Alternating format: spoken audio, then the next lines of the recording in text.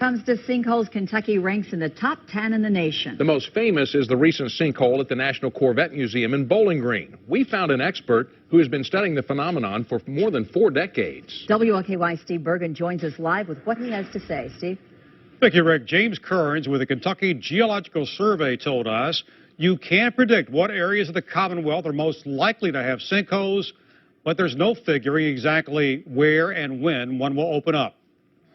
We now have millions of people across the world that know there is a Corvette Museum in Bowling Green, Kentucky. It is the most famous sinkhole in the Commonwealth, a monster that swallowed 8 cars.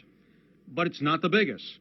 According to the Kentucky Geological Survey, this was the largest one. It also occurred in Bowling Green when a roadway gave way in February of 2002. They happen fairly frequently here in Kentucky. As a matter of fact, as you can see from this tracking map, there are thousands across the state. Most are small sinkholes like the ones we found at Louisville's Eastern Cemetery. Each is tracked and mapped. Kentucky is ranked 7th in the nation in sinkholes. Florida is number 1. A man lost his life near Tampa in March of last year. It took 2 days to carefully remove debris and reveal the sinkhole that swallowed Jeff Bush. In this state, you can blame karst. Kentucky is one of the most famous karst areas in the world. It literally means rocky ground. Between the limestone and the dolomite, about half of the state is underlain by these soluble rocks. Underground water sources eat away at the rock, creating a void and eventually leading to a collapse. This one occurred in Boyle County. A larger sinkhole opened in Hart County. Last month, a senior living center in Hopkinsville was forced to evacuate. You know, it's heartbreaking. A lot of the residents have been here for a very long time. And there's the reason why. It opened near the building. One of the owners says they just kept seeing cracks along the floors and walls. It seems like that this section of the building is wanting to tear off. Not all are as dramatic as the Hopkinsville or Bowling Green sinkholes. Many create depressions, like this large one outside the University of Kentucky Library. The UK, of course, is built on the Lexington limestone, which is a formation that can form karst and sinkholes. There are a lot in the area. Sinkholes often become dumps, especially in rural areas, which does not help the situation. Either agricultural waste or household domestic waste or construction debris that have been buried in these features, and then that rots and it reactivates the sinkhole. As for what happened to the National Corvette Museum, hydrologist James Kearns says the Sky Dome was built over an abandoned cave passage. The borings from the engineering studies and so forth did not detect the presence of that passage. According to Kearns' observations, rainwater from the museum was diverted away from that structure as it should have been. However, that caused the clay, which acted as an adhesive for the dome of the passage, to dry out, leading to a collapse. It's a case where most things were done correctly, and it still resulted in a collapse of major notoriety, I guess would be the word to use. The materials you need for this project are as follows. Some sand, normal play sand will work, some pea gravel, although it's not essential, and some granulated sugar. What you're going to do is cut a hole in the bottom of a plastic or foam cup, just like I've done here. The size of the holes can vary, but smaller holes seem to work a little bit better. And finally, you'll need a sponge or a piece of flat steel wool like this one to put at the bottom of the cup to prevent the sand from flowing out. Okay, the first step is you're going to take the sponge or piece of steel wool and sit at the bottom of the cup where it covers the hole. Do this for each student's cup or each variation that you attempt. Next, you'll roll up a piece of paper to make a tube, setting it down against the sponge, holding it in place. You will pour in a little bit of sand or the rocks around it to keep it set in place. Make sure that the sand doesn't get inside the tube. You're then going to fill the tube with the sugar. It's okay if all the sugar doesn't go inside the tube, but make sure it fills up at or just below the surface of the sand. If not, you can add a little bit more sand and then gently pull out the piece of paper, leaving a column of sugar behind. But you want to cover this up with a very, very small layer of sand to cover it all up. So you shouldn't be able to see any of the sugar once it's done. Gently tap it to make it all settle and move it out of the way to fill in your others.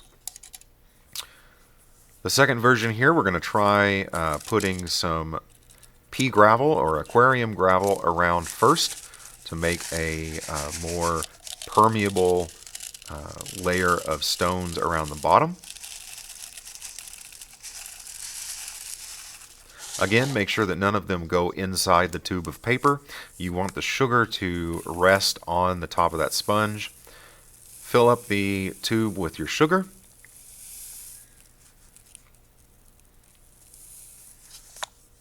Don't get it too high, because if you get too much sugar, it won't work correctly. About halfway up the cup is good. We're going to add more sand around and then pull that tube out and cover it with a little bit more sand and some rocks.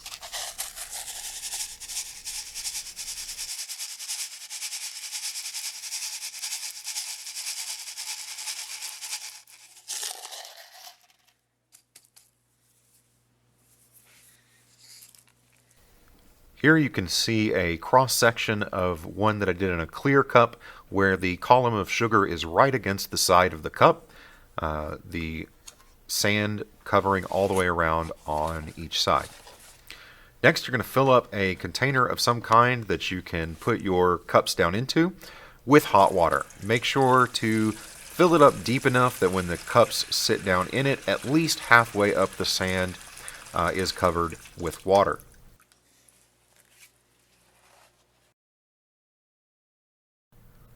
Once ready, put the cups down in the water and watch the sinkholes form.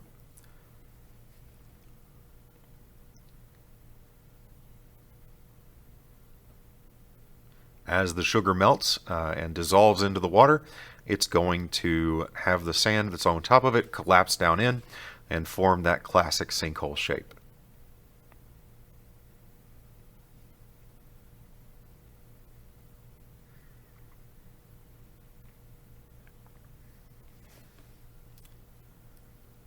Here's a close-up view of the one with the rocks in it. It looks really, really good. Notice as the sugar dissolves, the rocks that are on the surface start to cave in where that void or cavity forms. This is what we're looking for in a good sinkhole.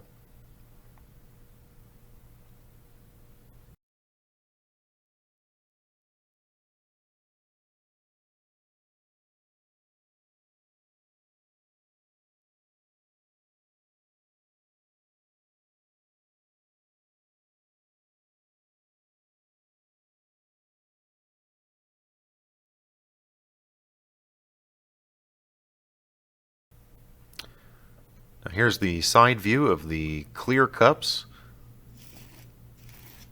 Gives you a really good idea of how the water percolates up through the sand and sugar.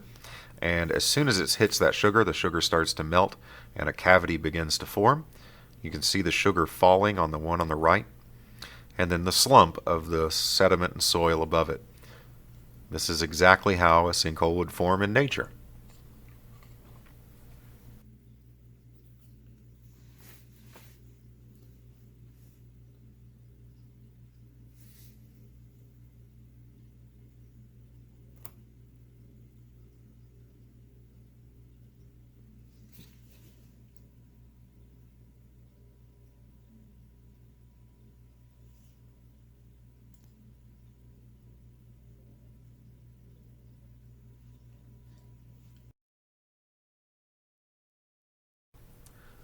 This diagram shows how a dissolution depression forms where you have carbonate bedrock like limestone or dolostone that begins to be eroded with the cracks and fractures by slightly acidic groundwater or rainwater, and you wind up with simply a depression on the surface.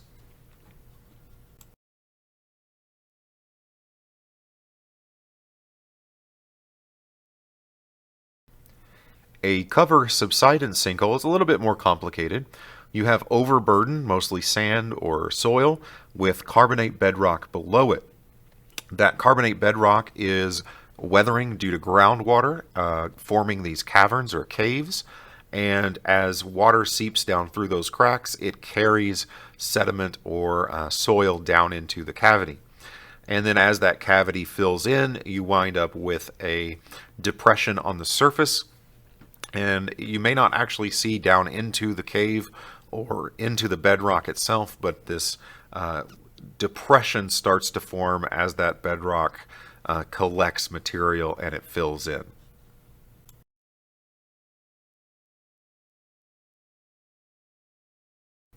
And lastly, we have a cover collapse sinkhole. And this is the most dangerous type of sinkhole because it doesn't actually fill in or collapse until the last second. It starts out the same way. The bedrock has caverns or caves that have dissolved from slightly acidic groundwater. But then the overburden is clay, and it sticks together and it supports itself and creates kind of a dome as material falls into the cave or cavern. And eventually enough material falls away in that dome that the surface of the dome, the ground surface, can no longer be supported and it collapses in. This is what we often see in those classic sinkhole videos that we saw at the very beginning of this video.